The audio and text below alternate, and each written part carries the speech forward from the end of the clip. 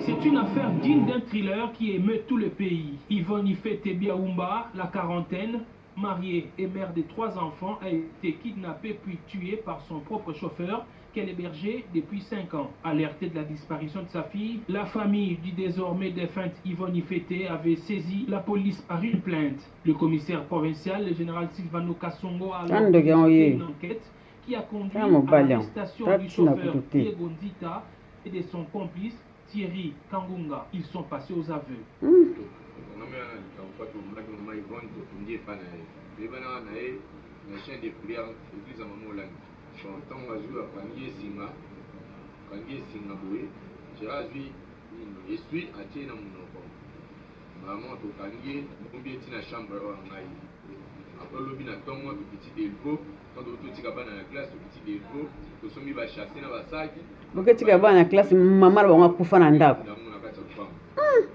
Poursuivant l'affaire,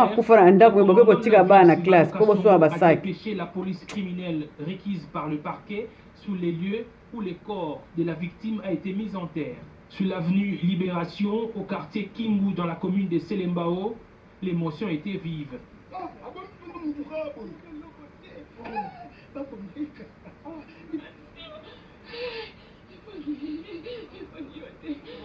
Et dans sa propre parcelle où elle habitait avec ses enfants, sous la citerne, qu'Yvonne Ifete a été enterrée par ses bourreaux. Insoutenable.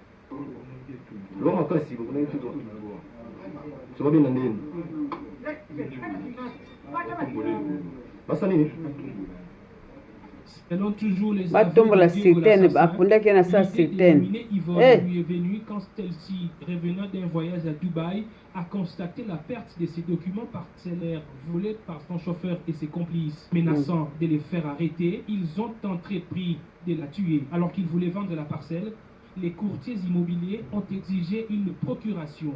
C'est ainsi que les chauffeurs et sa bande ont utilisé une prostituée pour contacter M. Kambale, époux d'Yvonne, vivant à l'étranger, pour obtenir la procuration afin de vendre la parcelle sous prétexte que sa femme était sérieusement malade, nécessitant des grands moyens pour la soigner. Avec l'aide des secouristes de la Croix-Rouge, la dépouille d'Yvonne Ifete a été conduite à la morgue. La police scientifique était également sur les lieux.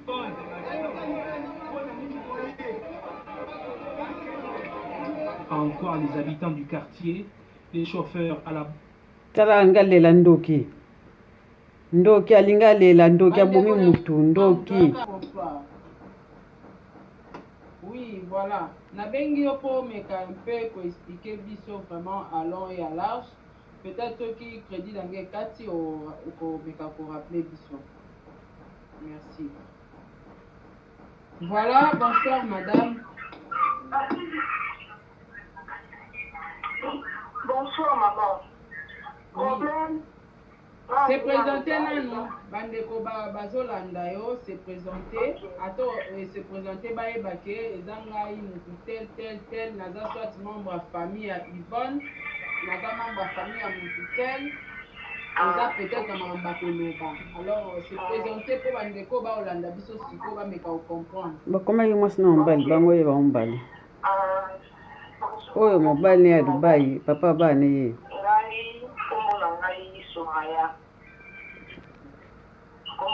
Soraya, la bande dans Lubumbashi. La bande dans Lubumbashi. Et puis, la bande qui n'a pas cambié au Louba. Là, elle a quitté au salaire qui a émission à Tongo. Camarade, il y a mon cobo, a fait un message, lobby, il y a ma cambia, ils vont les profit. Toano solane sous les la tongo les en tout cas les camo les familles pas si ça doit saler les motina ba émission outo sarato là a saler les amour émission voilà bi oh il y a solo wana les la yaki na luka émission ngolo salaki et puis na e ko mon lango na yo ki pendenge batu abanda ki koluba na bato bamususu bapesi bacommentaire motu na motu apesi avi na ye ngai mpe nayoki yango nde nalobaki natika likambo ya boye te nga mpe nazalaki na makambo ya koloba. Okoki mpe kose présente mpo nanu bato bacomprendre te soki oza nani. Ose présente Soraya, oza membre ya famille ya Yvonne, oza membre ya famille ya Diego, oza nani na kati ya makambo oyo? Ok, ngai nkombo na ngai ya Soraya, naza membre ya famille ya Yvonne. Diego wana oyo abomi Yvonne aza papa ya bana na nga, tobotani bana misato. Ya liboso aza na age nini? Mwana na ya liboso nkombo na Ereka aza na 13 ans. Ok, ya mibale? Mwana ya mibale nkombo na Grace aza na 11 ans, aza fille. Ok, ya Mwana na misato? ya misato nkombo na ye Believe aza na 9 ans. Ok, donc oza mama ya bana ya mama ya bana ya Diego chauffeur. Naza mama ya bana Diego chauffeur, koti na ye bana misato, deux garçons et puis fille moko. Stoppe nanu wana mama pardon zela bandeko botiela biso balike si boyoka. Naza mama ya bana wana tobotana Diego. Ezalaki libala te, ezalaki kaka nazalaki te miyaka tovanda epuis nakei na ndako na ye na ndenge tobandaki. Na nde bobandi obota bana? Na nde tobota bana. Famille na ngai eyebaki Diego, famille ya Diego bayebaki ngai, donc famille eke eyebanaki. Yo oza mwana commune nini? Pardon? Yo ozalaki mwana commune nini ntango ozalaki na Kinshasa na bolingo na ona Diego? Biso nyonso tozalaki na Ipene, ezala tie ezala ngai tozalaki na Ipene. Ti azalaki na Lini Yumbu, ngai nazalaki na Lini Kimbangu na Ipene. Tozoyoka yo mama na ngai. Tozalaki kovanda, tozalaki bien. Le père de ses Wanda enfants, kovanda wana il faut expliquer bien. les fameux chauffeurs, copains. Engagement na oza na vie mususu mais loko bengi po o expliquer makambo oza nango na motema, il faut expliquer bien que tobandaki kovanda na Diego po bato bameka ocomprendre. Ok. Tobandaki kovanda na Diego mama, tozalaki ndako moko depuis nabotaki mwana na ngai ya liboso ti bana na ngai nyonso oyo naboti epuis nakomi na bana misato. Bozala ovanda ndako moko précisement wapi? Pardon? Bozala ovanda ndako moko précisement wapi? Tobanda ovanda ndako moko tozalaki na bureau télécom na Ipene wana, na bureau télécom. Tozalaki na bureau télécom, tobandaki kovanda na télécom wana ezala na wangu bato nyonso bayebi. Bato nyonso bayebi, tobanda ovanda tozalaki ndako moko. Tovandi epuis comportement ya die eyaki ekoma bizarre. Comportement die envers ngai ekomaki bizarre, ekomaki kobeta ngai aobima boye ezakendaki ozonga otuni ye abesi okokanga ye na bamessage ya babasi na telefone. En tout cas ezalaki compliqué mama. Wana Diego deja azwi mosala pa mama Yvonne to wana Diego na vi nanu ya kala azalaki mobulu? Na vie nanu ya kala nanga azalaki na mobulu. Donc die comportement na ye azalaki agressif et plus brutal. Kuluna. Azalaki na mobulu bongo kobeta. Mwasi na mobali papa abana ye azala na Dubai. Fameux chauffeur ya ndoki yeyo. Ok. Abandaki kosupporte. Sur un moment tovandi ayaki kozwa mosala epa mama Yvonne. Ayaki kozwa mosala epa mama Yvonne abandi kosala. Bakona osala suka mama Yvonne lisusu makasi lisusu koleka. Ekomaki lisusu makasi. Ekomi kobeta, ekomi bamakambu boye na boye. En tout cas ezalaki benda lika. Nakomete tokanga ye na bamessage ya bango nyonso mibale bazobima. Bamessage ya nani? Bamessage ya Diego epuis na Yvonne. Ok. Na bande kokanga na bamessage ti mokolo mosusu ya kosala kekebundi makasi. Abikaki nga makasi mpe esalaki ke nalingaki meme nakufa. Abande kobeta ngai ya mwana bande kolekisa ngo. Mais ya mokolo wana nasupportaki lisusu te, nasengaki nakite ndako na ye asala vie na ngai. Nde kolongwa na longwaka na ndako ya Diego. Wana na baneni. Ya malongo na ndako ya Diego ezalaki na 2017. Na 2017. Wana olongwe na bana to longwaki yo moko ke. Na longwaki nga moko na tikela ba Diego bana. Bana combien? Na tikela ke bana ni bale, Elif na Grace, mwana na ngai liboso, azalaki pa ba parents na ye. Ba parents ni bazalaka na camping. Na camping, okay. Na camping. Na tikela ki Diego bana ni bale, na decidaki kokite ndako na ye. Na kei na ngai tellement azalaki na place te na bane kofanda pa bacamarade. Navandi pa bacamarade ti camarade na nga moko boye ya mobali ayaka oyebisanga ke eza na mosala moko boye na Lubumbashi. Est-ce que olinga okende kosala? Wana yo bayeli okopa mosala. Bayelinga kopa mosala. Na yo tala te ke naza lisu na libala te epuis naza pe susu na bana na maboko te namonaki ke nakomaki libre. Nalobi nalongwa na ngai ikini na ya foya Lubumbashi.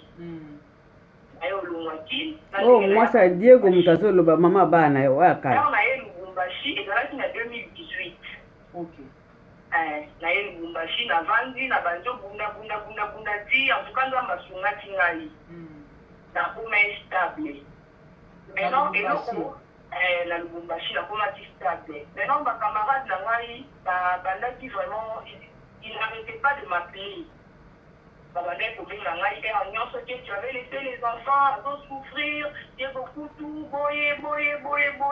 Ela bandeko ba otuna mituna awa. Diego na mama Yvonne bayebanaka na église ya mama Olangi to bayebanaka lipanda ya église. Batikama koyeba na église ya mama Olangi te. Ayebana libanda jake bayelaka die copie ya musala abanda kokumba mama Yvonne na ndeko duka chauffeur. Okay.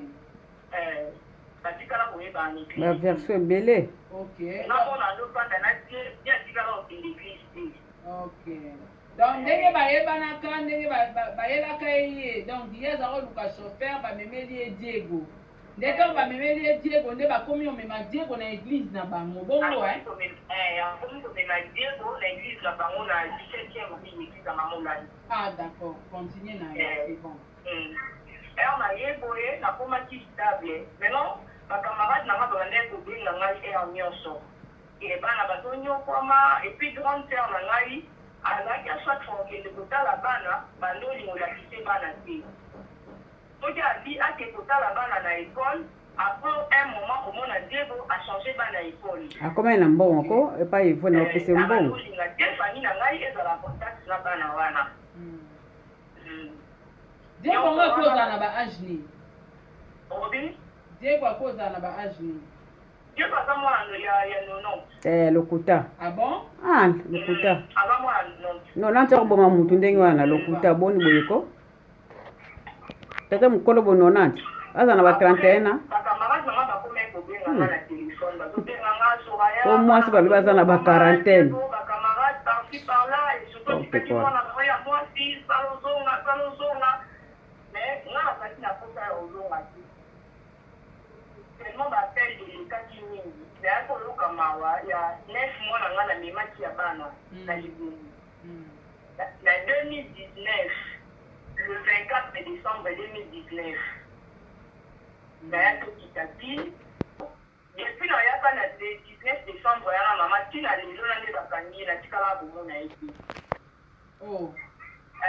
Natikala komona ye te. Soko bengi na telefone azokosakosa nga déjà décembre fete ya bana lobi le 21 naye mpona fete na bana ozoboya mpona nini abanaye kolinga te nake koluka bacamarade ne ya bachauffeur maluki bacamarade nene bacamarade ne baboyaki nano te alingaka na ye to bakasa koma te boye na bonga bifo place oyo natikaka bango wana kasa balobanda na bana nauti koluka ye kuna balobi azala su kuna te alongwa me nakuti mama moko kuna ya mokolo na ndako wana camarade na ye moko aseki kaka wana nti bongo oseki mpo na nini o te eloko te nga bantuka bosunga nga nauti mosika na ye awa fati namona bana na ngai ata oke na bango te me namona bango bozoboya mpona nini nde camarade na ye moko azalaka bamapasa baza mibale aye koke komema ngai ti kote ya pigeon na deux prince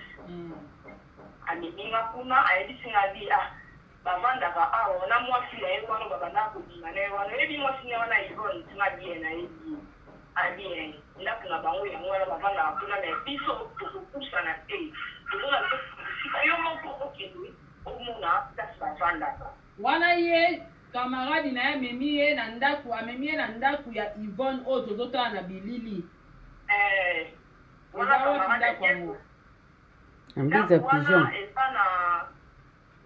eza na ngambu ya camping me baza koke moko mpe na nini na piche olala ozela nde mbala moko camarade ya Diego amemaki nga ntina ndako ya Yvonne eza ngambu ya pigeon ngambu kota camping arewa mo ezala babenga yango des prince amemaki nga wana nde place lopangu ya Yvonne ezali nde na ndako ya Yvonne wana okay wana yo ozoluka bana no wana naoluka bana na ngai okay nakomi kuna nafungoli mpe nini barrière epuis nakoti namoni bonne epuis namoni na Yvonne namoni bango Yvonne mpe ayebaki ngai okay poza mwasi chauffeur abi ayebaki ngai soka ya boni nga bia naza bien kale bandokenda obengaka te nga biaka naza na ngai namoni bana na ngai tellement tomonana kala mama bana bakokaki ata koyamba ngai te okuti bana na wana ndako ya Yvonne nakuti bana na ngai na ndako ya Yvonne Grace na Believe lelo Grace akokisi 11 ans wana azalaki na 10 ans okay nakuti Grace abandaki kokombola ndako Believe abandaki kosakana na mwana Yvonne moko ya mwasi Adasa okay mwana Yvonne asuka babandaki kosakana okay nde naye kokuta bango wana Yvonne bamoko asinga bi outi voyage oye kozwa bana na yo nga na bi nayaki nanga kozwa bango te naye kaka natala bango ye moko Yvonne mama esi akufi tokotangela motu mabe te po ezosala mpasi makambo oyo aye oloba en tout cas Soraya soki oyeka kotala bango ce n'est pas une bonne chose mais non préféré okende na bana na yo non préféré okende na bana na yo nga na ovanda na bango mais ndenge na obokola bana na nga ndenge moko mpe na obokola bana na yo nde ezalaki maloba Yvonne ayebisele ngai nabi ok pas de problème opesanga bango kasi nakende na bango abi azwa na problème eza te ngai bongo papa na bango abi ça fait kutu 3 jours yango ayaka na ye ndako te okay zwa bana na yo kende na yo na bango bakini baproblème déjà eza nango te bakoti faki balukela bango bilamba nga bino ce n'est pas la peine bolukela bango bilamba na osombela bango tobima na bana mama ka nde balataki mapapa na nde bazali sali te nazwa bana na ngai nasimbi nzela nakei na ngai après 3 jours die ayaki obenga ngai ye wana ye mobali wa ye ayaki obenga ngai yo oye na ndako na ngai osali désordre ofingi mwasi na ngai alobotoli bana okei ndenge okenda bana mabando otinda ta fanfan te nasi asali mpe désordre te mwasi na yo nde apesi ngai bana nga nafingi na mwasi wana nde patron na ye mwasi wana nde Yvonne mwasi wana nde Yvonne mama omoni makambo oyo poza makambo ya mikolo moya okokisa bana eza te so bana nanga bazali mikolo nanga napasi ata telefone mwana nga mwasi alinga oyebisa yo makambo oyo ebanda oleka kuna oyo babandaki komona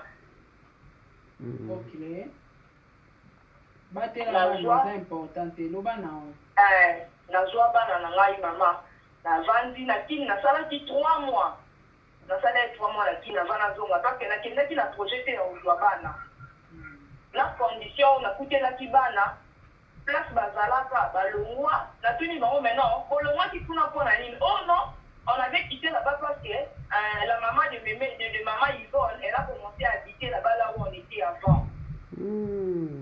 Oh, zela ndaku oyo yo bimaka libala yango yo ntango okenda oyo bazovanda na bana mama ya Yvonne nde akomaki kovanda kuna yango nakendaka nakuti mama wana ya mokolo nayebisi camarade Diego ke nakuti mama moko ya mokolo kuna asekaki kaka apesinga réponse te nzoka nde ezalaki mama ya Yvonne nde akoma kovanda na ndako wana Diego alongwa na ndako wana na bana akoma kovanda pa Yvonne. Mama tokende tozonga olingo nini o patron akokolakisa chauffeur ntina modele wana franchement eloko moko ezala na se alongola chauffeur na ndako na ye atia ye ntina ndako oyo ya ye moko patron na bana ya chauffeur. Olingo ndenge nini wana peut-être amona eke yo okimaki na ndako ya libala osundoleli ye bana na mutema malamu abi na chauffeur te yaka na bana awa napesa o chambre moko comme ça ko movanda awa na bana eza bongo te mama nga namona meme na bafoto mosusu ya Yvonne na Die na baposition moko boye ezomona na bafoto ebele ezomona nango ndeko moko alobi na tuna yo soko oyebi histoire ya papi ou papino ya nani papi ou papino papino te nayebi te. Ok, je crois M Lokonga oyoki réponse alobi ayebi te. Ok. Ayebi te. Nde nayaki kozwa bana na ngai navanda na kini nasalaki 3 mois 3 mois wana ekoki nazali na posa ya bato bazalaki koto batindela ngai mbongo kuna mpo nasombela bana babiye epuis toya nde nasombelaka bana na ngai babiye naye koya nayaki Lubumbashi na mars 2020 ere nazwi bana. Donc yo ozwi bana noka na mars 2020 ok. Donc nde naza na bana na ngai aisi nasali inane na bango na Lubumbashi. Ok. Nayaki kozwa bana na ngai na bandi ovanda na bango nabengaka Die te nazala na nimero na ye te ye mpe abengaka te nayebi te soki bazalaka na nimero na ngai navandaka awa nafutelaka bana na ngai nyonso mibale bapo paske moko atikala kuna récupéré mpe na mwana moko wana mama na famille na ye pa grande sœur na ye moko na boma moto azwaka oyo anini ya liboso sikoyo mibale. Ok, sikoyo yo oyebaki sango oyo ndenge nini mpo ozalaka na nimero ya Diego te bosololaka te esilaka bongo ozwaki nimero ne ndenge nini oyebaki histoire oyo ndenge nini. Bon, moto apesi nga histoire oyo eza camarade na ngai na kini lobi na 14h nabandaki kutu kolamba ezalaki vers 14h naoki telefone na ngai esone camarade na ngai abengi ngai moye natanga nkombo na ye eza te camarade na ngai abengi ngai soka ya bondi nga nabia obengaka nga susu te obwaki ntango okanisi nga lelo abia nakanisi yo mama awa eza ya koyinda eza ya koyinda nini lisusu bino na kini bozangaka makambo te abi oyebi te nabi nini londo obenginga mpo oyebisa ngai ono oyebi mwasi Diego wana babimaka na ye wana Yvonne wana ngabi asali nini o Diego apaye akunda ye na nsima ndako nayokaki na telefone na ngai mpo yango omona naza okasi telefone ekwei epanzani kuna donc okondima te nabandaki kolenga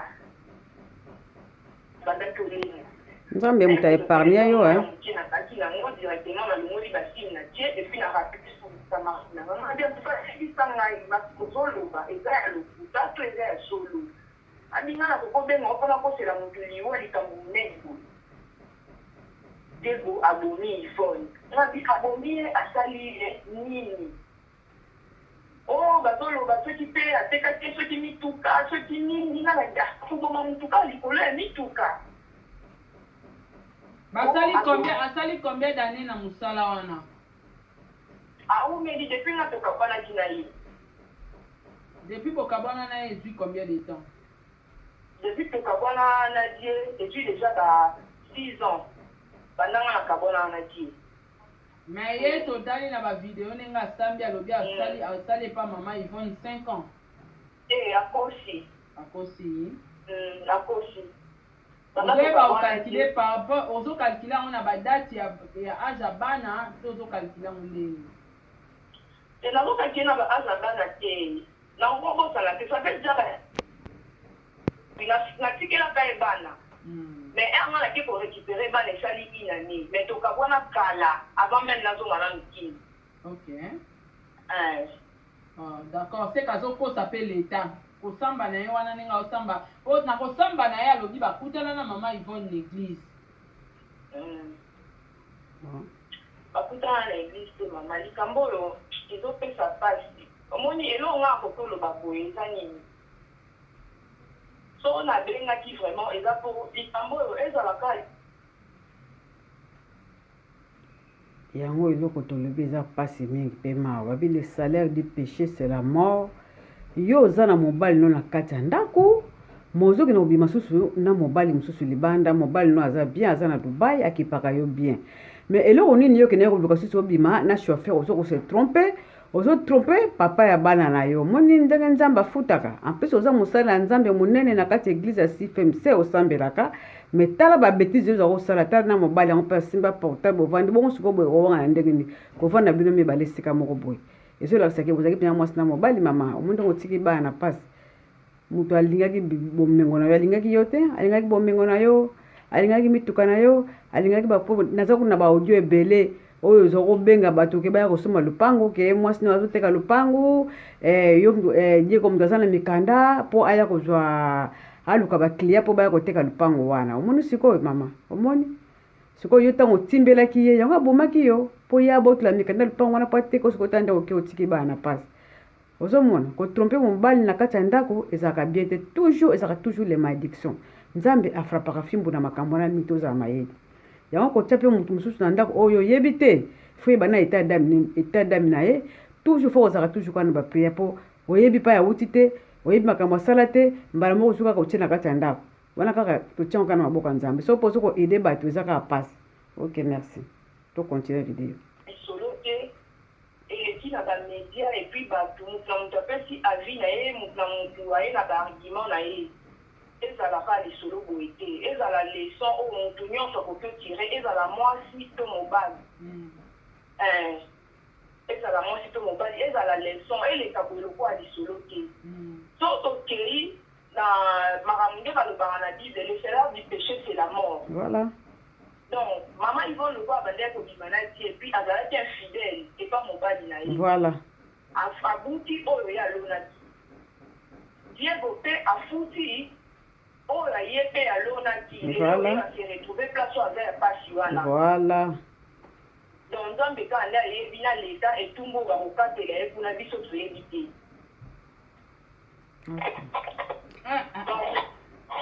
sikoyo ndenge donc selon yo